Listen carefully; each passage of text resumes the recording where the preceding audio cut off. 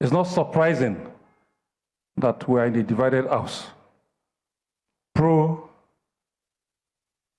and for. Some for, some against. I've met you on television.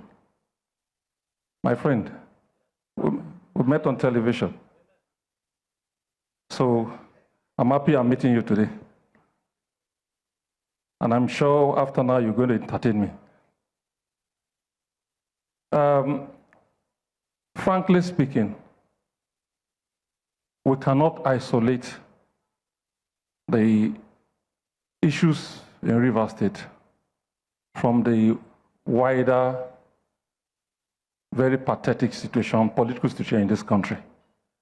Rivers matter is a symptom of a failing political system. It is about state capture. It is, when you say state capture, it's not about capture of Rivers State. It's about the Niger Delta.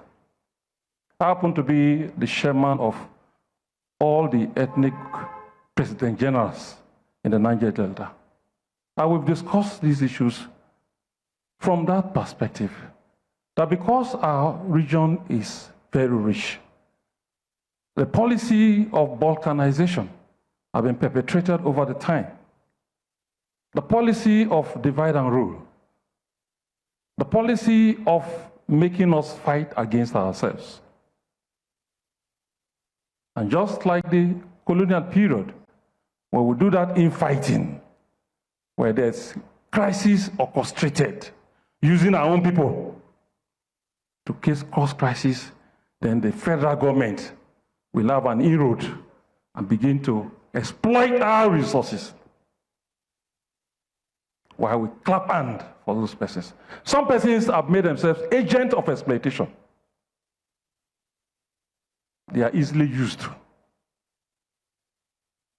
And when they are used, because they have offered themselves to the greater good of the federal government, at the expense of our own development, we begin to fight ourselves. That is why I tried as much as possible as president of Ijaw National Congress to state every time I'm given the opportunity that this is not an ethnic crisis. And whoever that wants to give it ethnic coloration is an enemy of the Niger Delta. I have 2 degrees from the University of Port Harcourt. I was chairman of ASU, University of Port Harcourt. I have friends, Okaba, who served with me in my ESCO as a chairman of the ASU branch of Uniport. So I know a lot of history.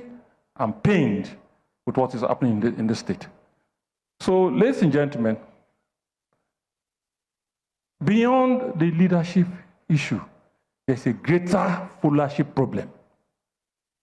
We have blind followership. Blind followership. When I say government, I'm not referring to any governor.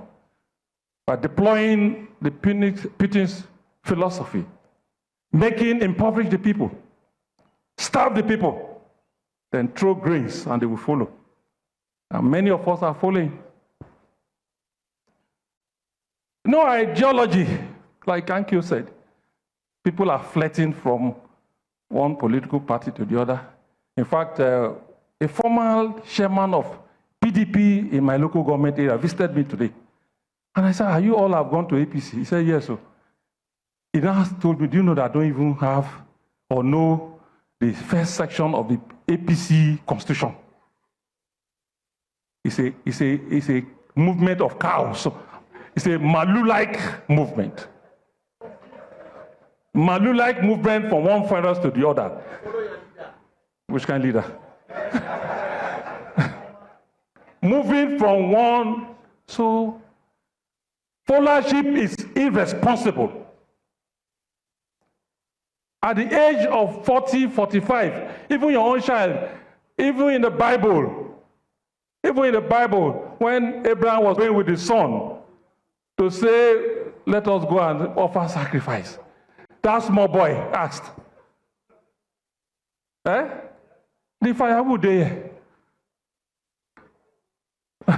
Okay, where the ram?" You say we are going for sacrifice, to escort you for sacrifice. The small boy, asks the father, where's firewood? Matches day, kerosene day. Where the ram now? And the man looked around and said, the Lord shall provide. At the age of 50, we are sitting here eulogizing some individuals.